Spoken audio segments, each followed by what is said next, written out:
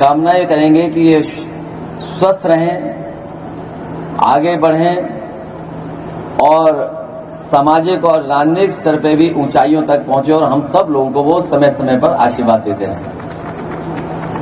हालांकि जन्मदिन के दिन हम सब खुशी मनाते हैं। आज जिस समय हम लोग जन्मदिन का कार्यक्रम कर रहे हैं, चुनाव की तारीख भी आ गई है, इसलिए जितने सादगी से कर सकते थे उतना सादगी से उन्होंने किया, इसके लिए भी मैं बहुत बहुत बधाई देना चाहता हूं। क्षेत्र के लोग यहां पर मौजूद हैं, पार्टी के सभी जिम्मेदार, सम्मानित हमारे नेता कार्यकर्ता जिम्मेदार हैं, मौजूद हैं यहां पर। हम सब लोग उनको शुभकामनाएं देने आए हैं। आपसे हम सब समाजवादी लोगों का कोई आज का रिश्ता नहीं है, बहुत पुराना रिश्ता है हम लोगों का। एक पारिवारिक रिश्ता के साथ साथ हम लोग न जाने किस समय से एक दूसरे से जुड़े हुए लोग। हम सब लोगों ने साथ मिलकर के बहुत काम किया है, राजनीतिक काम किया है, सामाजिक काम भी किया है। जिस समय मैं कॉलेज में आया तो उन्होंने बताया कि जन्मदिन तो है लेकिन आपके लिए अलग से भोजन भी है, और ये सच्चाई है कि जिस तरह का भोजन आज इन्होंने हमारे लिए बनवाया शायद ही हम लोग खा पाते, बड़ी मुश्किल से मिलता है। क्योंकि समय बदला है, चीजें बदली हैं, तो वो हाथ की रोटी या गांव का खाना मिलना बहुत कम हो गया है। इधर जैसे हमारा आपका जीवन फास्ट हुआ है, उसी तरह खाना भी फास्ट हो गया और फास्ट फूड के चक्कर में हम लोग पड़ गए। जहां केक कटा करके हम लोगों ने बधाई दी है, उनको माला पहना के बधाई दी है, शॉल पहना करके सम्मान किया है। हमें उम्मीद है कि वो इसी तरीके से हम लोगों के बीच में रह करके समय समय पर हम लोगों को गाइड भी करेंगे और हम लोगों को आशीर्वाद देने का भी काम करेंगे। आज चुनाव के नामांकन का आखिरी दिन है, बीजेपी की भी सूची आ गई है। बहुत इंतजार था कि बीजेपी के लोग किसको उतारेंगे। हमें लगता है बीजेपी के लोग भी हम लोगों के रास्ते पे चल रहे हैं। जो नारा वो लगाते थे कि हम लोग परिवारवादी हैं, जो हमें और आप पर आरोप लगाते थे कि हम लोग परिवारवादी हैं, लेकिन बीजेपी हम लोगों से और आगे निकल गई। अब वो रिश्तेदारवादी हो गए हैं वो लोग। और हिंदी के प्रोफेसर, अंग्रेजी के प्रोफेसर, कवि बैठे हैं, ये ज्यादा बेहतर बता पाएंगे रिश्तेदारवादी और परिवारवाद में क्या फर्क है। लेकिन करहेल की जनता जो समाजवादियों से अपना बहुत पुराना रिश्ता मानते हैं, ये रिश्ता बनाया हुआ नहीं है, ये बना हुआ रिश्ता है। इस बार जो परिणाम आएगा, जीत का भी ऐतिहासिक परिणाम होगा और हार का भी ऐतिहासिक परिणाम होने जा रहा है। पूरे उत्तर प्रदेश में जो उपचुनाव में परिणाम आएंगे, उसमें करहेल का सबसे बड़ा ऐतिहासिक परिणाम होगा। और मुझे पूरा भरोसा यहाँ के हर वर्ग के लोगों पर और खासकर पीडीए के परिवार के लोगों पर। हमारे पीडीए परिवार के लोग ये संकल्प लेंगे आज के दिन कि भारतीय जनता पार्टी का हार का भी रिकॉर्ड अगर कहीं बनेगा तो करहेल में बनेगा।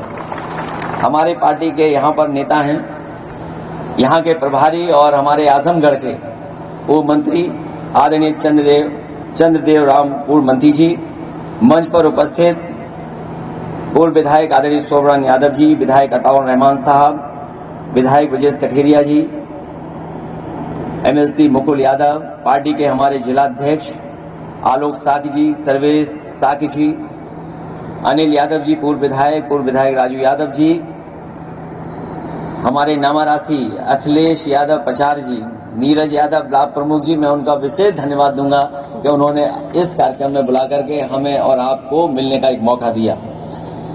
चौधरी अब्दुल नईम साहब, राम नारायण बाथम जी, हमारे पार्टी के बहुत जिम्मेदार नेता और पार्टी के हमारे प्रत्याशी तेज प्रताप यादव जी से लेकर के बड़ी संख्या में यहाँ पर हमारी पार्टी के जो नेता बैठे हैं, जिनके मैं नाम नहीं ले पा रहा हूँ, सभी हमारे नेता, सांसद आदित्य यादव जी से लेकर के सभी वरिष्ठ पदाधिकारी, जिम्मेदार नेता और इस कार्यक्रम में उपस्थित सभी बुजुर्ग माताएं बहनें, नौजवान साथी और पत्रकार बंधुओं, मैं जहां बधाई दे रहा हूं वहीं मैं यहां के लोगों से अपील भी करना चाहता हूं कि इस क्षेत्र में सबसे कम मैं आया हूंगा और नेताजी और आप सबका जितने लोग बैठे हैं मंच पर, ये सब परिवार के लोग बैठे हैं, एक दूसरे से बहुत गहरे संबंध हैं। मैं बहुत कम आया, उसके बाद भी आप लोगों ने रिकॉर्ड मतों से जिताया, न केवल हमें जिताया बल्कि हमेशा जिताया। मैं चाहता था कि तेज प्रताप यादव जी भी सांसद बन जाएं और हम अपनी विधायकी न छोड़ें, लेकिन वो राजनीतिक परिस्थितियां ऐसी नहीं बनी और हमारे कन्नौज के लोगों ने कुछ ज्यादा ही प्यार दिखा दिया, जिसके कारण हमें कन्नौज दोबारा चुनाव लड़ने जाना पड़ा। कन्नौज से मैं तेज प्रताप जी को लड़ाना चाहता था लेकिन नहीं लड़ा पाया, तो मैंने अपने सभी वरिष्ठ नेताओं से समय समय पर जानकारी ली, समय समय पर पूछा, क्योंकि बहुत दिन से उनकी छुट्टी चल रही थी। इसलिए उनका अवकाश खत्म करने का काम हम लोग कर रहे हैं और मुझे पूरा भरोसा है कि यहाँ लोग उन्हें जिता करके भेजेंगे। करहल विधानसभा बीजेपी के हिसाब किताब में भी जीत का नहीं है। वो जानते हैं कि करहल से नहीं जीतेंगे, वो ये भी जानते थे कि अयोध्या से नहीं जीतेंगे। इसीलिए आपने देखा जहां 10 विधानसभाओं का चुनाव होना था, एक विधानसभा का चुनाव नहीं हो पा रहा है, 9 विधानसभाओं का चुनाव हो रहा है। और विधानसभा इसलिए नहीं करा रहे हैं वहां पर क्योंकि वो जानते हैं कि उनके इंटरनल सर्वे में बीजेपी बार बार हार रही है और आरएसएस से लेकर के उनके तमाम सहयोगी संगठन जो हैं, उन्होंने जो इंटरनल सर्वे कराया अपना, उसमें अभी भी वो जीत के करीब नहीं पहुंच पा रहे हैं। इसलिए दोबारा ना वहां से हार जाए अयोध्या से, इसलिए उन्होंने चुनाव टाल दिया है।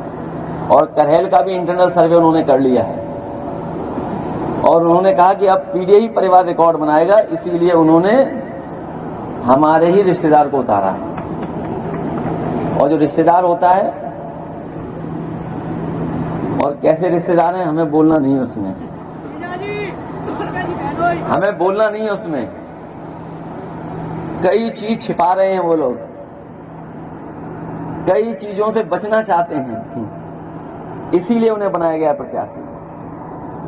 इसलिए मैं करहल के लोगों से कहना चाहता हूं कि इतने वोटों से हराना, इतने वोटों से हराना कि वो दोबारा कभी सोचे नहीं चुनाव लड़ने के लिए।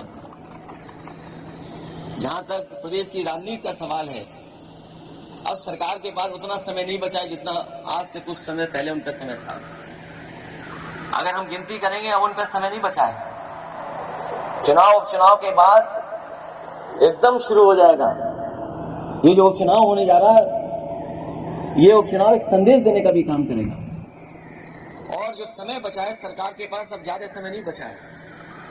जैसे ये चुनाव खत्म होगा, महाराष्ट्र का चुनाव खत्म होगा, उसके बाद आप देखेंगे कि सबसे ज्यादा राजनीतिक हलचल अगर कहीं मचेगी तो वो उत्तर प्रदेश में शुरुआत करेगी, क्योंकि उत्तर प्रदेश ही देश की राजनीति तय करता है।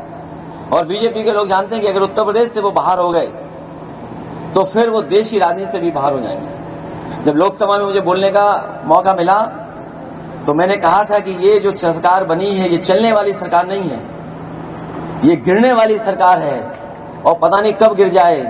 कहीं ऐसा ना हो कि 9 सीटों का रिजल्ट आए तो उत्तर प्रदेश के तो विदा होंगे ही होंगे, हो सकता है दिल्ली वाले भी विदा हो जाएं, क्योंकि जो उत्तर प्रदेश वाले हैं वो अपनी प्रतिष्ठा बना करके बैठ गए हैं। उन्होंने कहा कि हम 9 की 9 सीटें जीत लेंगे। और 9 सीटें जीतने का तरीका क्या अपनाया है कि पहले बीएलओ हटा दो, बीएलओ की सूची मंगा लो, बीएलओ में ये देख लो कि इसमें कोई पीडीए परिवार का तो नहीं है, और अगर पीडीए परिवार का है तो उसे सूची से बाहर कर दो। फिर उससे ऊपर वाले अधिकारी देखे गए कि अधिकारी और कौन कौन हैं। जब उन्होंने उसकी भी सूची मंगा ली, उसमें भी पूरा सफाया कर दिया पीडीए के परिवार का, तब उन्होंने चुनाव की तारीख घोषित की है। लेकिन बीजेपी के लोग इन्हें भूल नहीं, अभी तो हम लोगों ने उन्हें उत्तर प्रदेश में हराया है इंडिया गठबंधन में और पीडीए में मिलकर के 36 सीटें प्लस 43 सीटें हार गए। और इन्हीं कार्यकर्ताओं को जब पता होता कि हम लोग 43 सीटें जीतने जा रहे हैं, 43 सीटें जीतने जा रहे हैं, तो हो सकता था यहाँ का कार्यकर्ता एकजुट होकर के हमें 60 से ज्यादा भी लोकसभा जिता सकते। और अब तो हम लोग बीजेपी को हराना जान गए हैं, रणनीति बनाना जान गए हैं, लोगों का सम्मान कर करके उनको जोड़ना जान गए हैं, दूसरों को जगह दे करके त्याग करना जान गए हैं। तो देख लेना आप आने वाले समय में उत्तर प्रदेश में परिणाम, ऐसा परिणाम आएगा कि कभी बीजेपी ने सोचा नहीं होगा।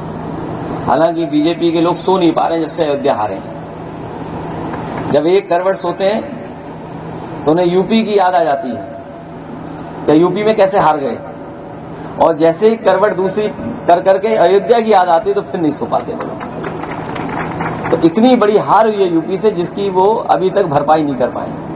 इसीलिए पीडीए की काट ढूंढ रहे हैं, पीडीए की काट, कि ये पीडीए को कैसे काट की जाए।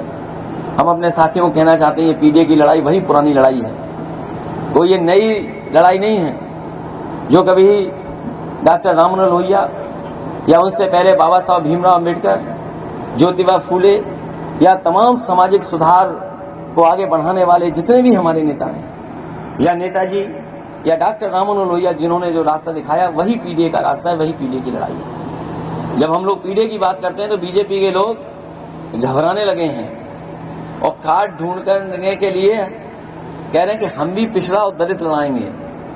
लेकिन हम अपने पीडीए परिवार के लोगों को कहना चाहते हैं ये केवल चुनाव के लिए उन्होंने नाम बढ़ाए हैं, लेकिन सच्चाई में वो उनको कुछ नहीं देना चाहते। पिछले 10 साल दिल्ली के और अभी तक उत्तर प्रदेश के सरकार ने जितना भेदभाव किया है उसकी कोई कल्पना नहीं कर सकता है। राजनीतिक तौर से भी भेदभाव किया है, समाज में भी हम लोगों के साथ भेदभाव किया है, अधिकारी गण होंगे वो जानते होंगे भेदभाव किया है, और इतना अन्याय भी कभी नहीं हुआ होगा जितना अन्याय सरकार में हुआ है। जो लोग सरकारी कर्मचारी होंगे या सरकार के आसपास काम करते होंगे वो जानते होंगे इतना भेदभाव कभी नहीं हुआ है, इतना अपमानित भी कभी नहीं होना पड़ा। और हम लोगों ने ऐसे भी समय देखा, ऐसा मौके देखे जहां पर इन्होंने हर सीमा को लांघे तोड़ दिया। इन्होंने हाल ही में आपको याद होगा जब सुल्तानपुर की डकैती हुई, और सुल्तानपुर की डकैती को लेकर के पूरे प्रदेश में भारतीय जनता पार्टी की बदनामी हुई कि भारतीय जनता पार्टी की सरकार में लगातार बैंकें लूटी जा रही हैं, बैंकें लूट रही हैं, एटीएम लूट रही हैं, सुनारों को मारा जा रहा है, सुनार लूटे जा रहे हैं।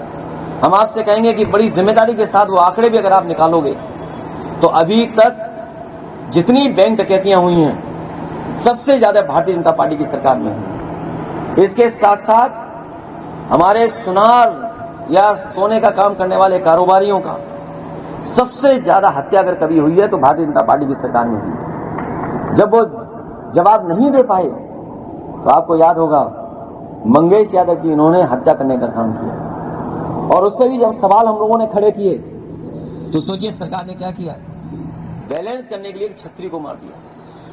बताइए कहीं हत्या करके बैलेंस किया जा सकता है क्या किसी को? पहले तो आपने एक हत्या की और फिर उसको बैलेंस करने के लिए दूसरी हत्या कर दी। इस सरकार ने मुठभेड़ के बहाने एक हत्या नहीं की है, 2-2 हत्याएं की हैं। और न केवल उत्तर प्रदेश बल्कि देश की जनता जानती है कि भारतीय जनता पार्टी न संविधान मानती है, न कानून मानती है, और न ही लोकतंत्र पर भरोसा करने वाली पार्टी है। इसलिए जब कभी भी जनता को आने वाले समय में मौका मिलेगा, भारतीय जनता पार्टी को ये सबक सिखाने का काम करेंगे। कानून व्यवस्था में जो कह रहे हैं जीरो टॉलरेंस ही जीरो हो गई। और जिन्होंने ध्यान से अखबार पढ़ा होगा वो जानते होंगे पुलिस भी लूट रही है आजकल। यहां तो कोई नहीं कहेगा, लेकिन सब जानते हैं कि इतना भ्रष्टाचार कभी नहीं बढ़ा होगा जितना भारतीय जनता पार्टी की सरकार में बढ़ा है। और किसी भी स्तर पर देख लीजिए, पहले हम लोगों ने कानपुर में देखा था कि पुलिस वाले चांदी चुरा के ले गए थे, और अभी 2 दिन पहले पता लगा कि वो पैसे जो थे वो भी चोरी कर लिए पुलिस ने, उसमें पुलिस ही पकड़ी गई। ऐसा उत्तर प्रदेश में कभी नहीं हुआ होगा कि जो पुलिस चोर को पकड़ती है, पुलिस चोर पुलिस को पकड़ रही है। ऐसा कभी उत्तर प्रदेश में नहीं हुआ जितना ये भारतीय जनता पार्टी की सरकार में हो रहा है। जिन्होंने कहा नौकरी दे देंगे, अब नौकरी है कहां, रोजगार कहां है बताओ। पिछले 7 साल का हिसाब लगा लो कितनी नौकरी मिली, रोजगार नहीं। महंगाई कहां पहुंच गई है बताओ। डीजल पेट्रोल या जिन बातों को हम लोगों ने चुनाव में कहा था, बताइए कहां पहुंच गई। और आज भी कीमतें कैसे कम हो उसको लेकर के सरकार को कोई चिंता नहीं है। आज सुबह सुबह जब मैं आपके कार्यक्रम में आ रहा था तभी मुझे बीबीसी की एक कवरेज मिली है, और बीबीसी की स्टोरी ये है कि नोएडा में भी खुले जानवर घूम रहे हैं। सोचो अगर नोएडा जैसी प्रतिष्ठित जगह और दिल्ली के इलाके के पास सबसे ज्यादा खुले जानवर घूम रहे हो सड़कों पे, तो आप कल्पना कर सकते हो उत्तर प्रदेश में दूसरे हिस्सों में क्या हो रहा होगा। और ये सरकार वो है जिसके प्रधानमंत्री जी ने ये कहा था कि 1 हफ्ते के अंदर खुले जानवरों की समस्या का समाधान कर देंगे। समाधान तो किया नहीं, लेकिन किसानों को अपने खेतों पे तार लगाने पड़ गए हैं और आज भी किसान अपने खेतों पे तार लगाए बैठा हुआ है। जो सुविधाएं किसानों को मिलनी चाहिए थी आय दोगुनी के को लेकर के, अगर खाद और डीएपी लेने गए हो तो हालत क्या है बता दो आप। कहीं डीएपी हो तो बता दो कहीं, और डीएपी को लेकर के लंबी लंबी लाने लगी हैं। चितकूट जैसी जगह पर जो सबसे गरीब इलाका है उसमें किसान को आत्महत्या करनी पड़ गई क्योंकि डीएपी नहीं मिली। कई जगह से खबरें आ रही हैं कि लाइन में लग करके जो खड़े हैं किसान, उन्हें मारपीट करना पड़ रहा है। और ये स्थिति इसलिए पैदा हुई है कि एक तो भारतीय जनता पार्टी ने व्यवस्था नहीं की है, और दूसरी स्थिति इसलिए पैदा हुई है कि भारतीय जनता पार्टी के जो छोटे छोटे कार्यकर्ता हैं, जो उनके नेता हैं, जो इस सरकार में 7 साल से पैसा नहीं कमा पाए, वो अब लग गए हैं डीएपी की दुकान पर समितियों में कि पैसा यहीं से कमा लो, अब कोई रास्ता नहीं बचा, यहीं से दलाली कर लो। और इसका परिणाम यह है कि आज हमारे किसान को जब सबसे ज्यादा जरूरत है डीएपी की, तो उपलब्ध नहीं हो पा रही। किसान की आय दोगुनी कहां हो गई, कहीं किसी के हिसाब किताब में हो गई हो तो बताएं। इसलिए हम आपसे कहना चाहते हैं कि हम समाजवादियों ने नेताजी से लेकर के अभी तक हम लोगों ने यही सोचा कि हमारा किसान कैसे तरक्की करे, हमारे गांव के लोगों के बीच में खुशहाली कैसे आए। जो रास्ता समाजवादियों का है उसके अलावा कोई दूसरा रास्ता नहीं है जिससे गांव गरीब खुशहाल हो सकें। अंतोगत्वा सरकारों को भी समाजवादी नीतियां ही अपनानी पड़ेंगी, तब जाकर के हमारा गरीब और किसान खुशहाल होने का काम करेगा। ये सड़क के बारे में हम लोग हमेशा कहते थे, वो बात मैं आज भी कहता हूं कि जितनी सड़क अच्छी बनेगी या किसानों के लिए सुविधाएं होंगी, उतना ही हमारा देश तरक्की करेगा और अर्थव्यवस्था बेहतर होगी। यही एक्सप्रेसवे के किनारे हम लोग मंडी बना रहे थे, और मंडियां इसलिए बना रहे थे जिससे हमारे किसानों को और गरीबों को वहां भाव दे सके, उनको सुविधा मिल सके। लेकिन जैसी समाजवादी सरकार गई, आप जानते होंगे जितनी मंडियों का काम हुआ था उतना ही मंडी बनी है, उसके आगे मंडी नहीं बन पाएंगी। और जो मंडी की व्यवस्था है वो भी मंडी की व्यवस्था इन्होंने खत्म करने का काम किया है। आज मंडी की स्थिति सबसे खराब हो गई है, तो मंडी बर्बाद कर दी। जो सड़क बनाई हुई सड़क चल रही है वो तो अच्छी हम लोग बना ले गए, जो सड़कें अच्छी बनाई वो तो चल रही हैं, लेकिन बीजेपी की बनाई हुई सड़कें नहीं चल रही। ये एक्सप्रेसवे और इससे आगे जो लोग गए होंगे उन्होंने देखा होगा सड़क कैसी है। बुंदेलखंड में जो चले होंगे वो जानते होंगे सड़क कैसी है। पूर्वांचल वाली देखी होगी सड़क, वो जानते होंगे कैसी सड़क बनी है। हालांकि एक बार मैंने मजाक में कहा कि कभी कभी ठेकेदारों को देखने से पता लगता है कि इनका ठेका कितना बड़ा है, इनको ठेका कितना बड़ा मिला होगा। अगर कोई नई मोटरसाइकिल ले आए तो समझ लो कहीं ना कहीं ठेका पा लिया होगा, छोटा ठेका पाया होगा। बड़ी गाड़ी ले आए तो बड़ा ठेका पा गया होगा। आज के हिसाब से जो बड़ी गाड़ी आ रही है तो इसका ना और बड़ा ठेका पा गया होगा। लेकिन कमाल तो बीजेपी के ठेकेदार का है कि जो ठेका पाया उसके बाद ऐसी चीज ले आया वो जो सड़क पर नहीं चलती वो हवा में चलती।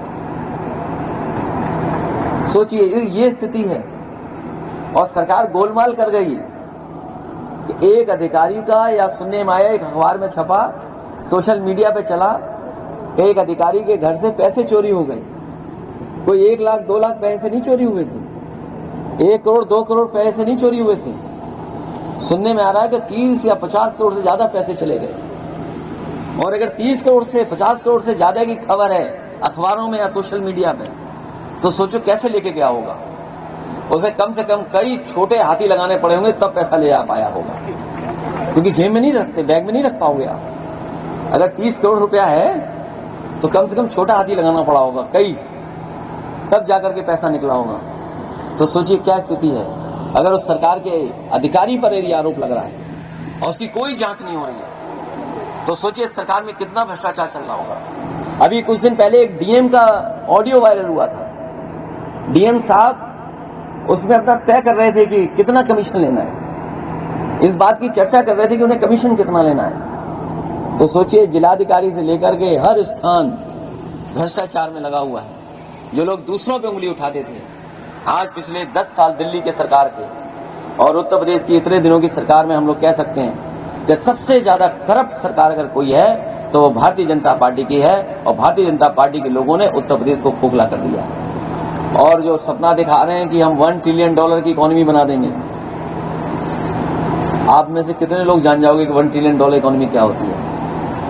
पहले तो 1 ट्रिलियन ही समझने में थोड़ा वक्त लगेगा, और बीजेपी वो काम करती जो किसी को समझ में नहीं आता है। पहले वो जीरो टॉलरेंस कर रहे थे लॉ एंड ऑर्डर पे, उसकी पोल खुल गई। जीरो टॉलरेंस वो करप्शन पे कह रहे थे, वो पोल खुल गई। और अब कह रहे हैं कि $1 ट्रिलियन की इकोनॉमी बनाएंगे। और जो $1 ट्रिलियन की इकोनॉमी बनाना चाहते हैं, बताओ उन्होंने बिजली का बिल कितना लेना शुरू कर दिया है? बिजली का बिल कितना देना पड़ रहा है? जो चीजें कम पैसे में आती थी, आज बताओ कितने पैसे में आ रही है। इनकी सरकार चली तो जो रुपया की जो है वैल्यू, वो भी रुपए की वैल्यू खत्म हो जाएगी। आप ज्यादा पैसा लेकर के जाओगे और कम चीजें आपको उस पैसे में मिलेंगी। अगर पैसे की वैल्यू किसी ने खत्म की है तो भारतीय जनता पार्टी की सरकार में पैसे की वैल्यू खत्म हो गई। आप हजारों रुपए रखेंगे लेकिन आपको कुछ मिलेगा नहीं। और जिस तरीके से परिवर्तन आ रहा है, हमें लगता है परिवर्तन जो आ रहा है उसके हिसाब से हम लोगों को बहुत तैयार रहना पड़ेगा। पढ़ाई के क्षेत्र में भी और काम और रोजगार के भी क्षेत्र में। अगर टेक्नोलॉजी बदल रही है तो हमें पढ़ाई का भी हिसाब किताब बदलना पड़ेगा। पढ़ाई कैसी हो, कौन से कोर्सेज हो, किन कोर्सेज के माध्यम से रोजगार नौकरी मिल सकती है। क्योंकि अगर हम देखें तो आज जो नई पीढ़ी आ रही है वो हम लोगों से ज्यादा जागरूक है, क्योंकि आज वो जिस तरीके से सोशल मीडिया का इस्तेमाल कर रही है और सोशल मीडिया के माध्यम से उसे जानकारी हासिल कर रही है, कहीं ना कहीं हमें सोचना पड़ेगा कि आने वाले समय में हमें किस तरीके से अपनी पढ़ाई लिखाई और समाज को दिशा देने का काम करें। अब तो टेक्नोलॉजी ऐसी हो गई है, हमारे गुरुजी अगर कहें निबंध लिखने के लिए आज की पीढ़ी को जरूरत नहीं पड़ेगी निबंध किस टॉपिक पे लिखना है, केवल उतना टाइप कर देंगे मोबाइल पर और दूसरा बटन दबाएंगे तो उन्हें पूरा निबंध लिखा हुआ मिल जाएगा। उन्हें ज्यादा जरूरत नहीं है दिमाग लगाने की, वही पूरा का पूरा कॉपी करके दिखा सकते। तो सोचिए कितना बदलाव आ रहा है। एक क्लिक से जितनी जानकारी हासिल करना चाहोगे कर लोगे। इसलिए जहां दुनिया आगे बढ़ गई है, हमें दुनिया के साथ कैसे खड़े होने का मौका मिलेगा, उस दिशा में भी सरकार को और समाज को सोचना पड़ेगा। जिन देशों के बराबर हम लोग खड़ा होना चाहते हैं, उन देशों में क्या तरक्की हुई है उसकी कल्पना हम लोग नहीं कर सकते। जब उन देशों को हम लोग देखते हैं तो लगता है कि हमारा देश कितना पीछे छूट गया है। और इसीलिए बीजेपी के लोग जानबूझ करके हमें और आपको कुछ चीजों से बाहर नहीं निकलने दे रहे हैं। हमें और आपको उसी में उलझाए हुए हैं, धर्म की राजनीति में और जाति की राजनीति में, जिससे हम लोग बाहर न निकल पाए। हमें और आप पे सबसे ज्यादा आरोप लगाते हैं, लेकिन सच्चाई यह है कि सबसे ज्यादा जातिवादी अगर कोई है तो वो भारतीय जनता पार्टी के लोग हैं। इनकी सूची देख लो, इनके मंत्री देख लो, इनके बैठे हुए पदों पर देख लो, आप देखोगे कि सबसे ज्यादा जातिवादी कोई है तो वो भारतीय जनता पार्टी के लोग हैं। हम पर और आपको आरोप लगाते थे कि ये सरकार जाति के आधार पर चलाते हैं। आज देख लो सरकार कैसे चल रही है, कौन लोग चला रहे हैं, कौन लोग लूट रहे हैं। और हमारे मुख्यमंत्री तो कमाल के हैं, उनके बारे में क्या कहना, वो तो बहुत कमाल के हैं। वो तो इतने कमाल के हैं कि अगर उन्हें फ्री हैंड दे दो तो पता नहीं मुंह से क्या क्या और कह देंगे। इतना कुछ कह सकते हैं जिसकी आप कल्पना नहीं कर सकते। और कभी अधिकारी जो आपसे संबंधित हों उनसे जरा बातचीत करना और पूछना कि क्या हालत है ऊपर लखनऊ में, तो सच्चाई में वो बता देंगे कि उन्हें इतना डर डर के काम करना पड़ रहा है जिसकी आप कल्पना नहीं कर सकते। इस सरकार में न्याय मिलना मुश्किल है। और देखिए तरीका क्या अपनाया इन्होंने कि सबसे पहले तो ये अन्याय करते हैं, और अन्याय का विरोध अगर आप करने जाओगे तो पुलिस को आगे कर करके आप पे झूठे मुकदमे लगा देंगे। तो बताओ लोकतंत्र बचा कि नहीं बचा?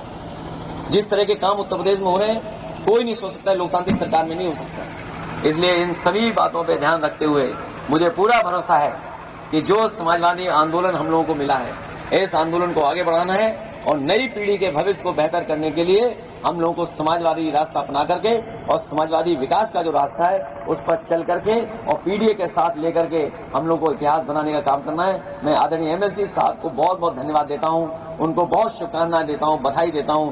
आज उनका जन्मदिन है, इसी खुशी के साथ हम लोग लगातार जन्मदिन के दिन मिलते रहें। इसके प्रायोजक हैं एडवांस कंप्यूटर, निकट इंडियन बैंक, बूढ़नपुर, आजमगढ़। यदि आप अपनी बच्चे को कंप्यूटर की उत्तम शिक्षा देना चाहते हैं तो तुरंत संपर्क करें।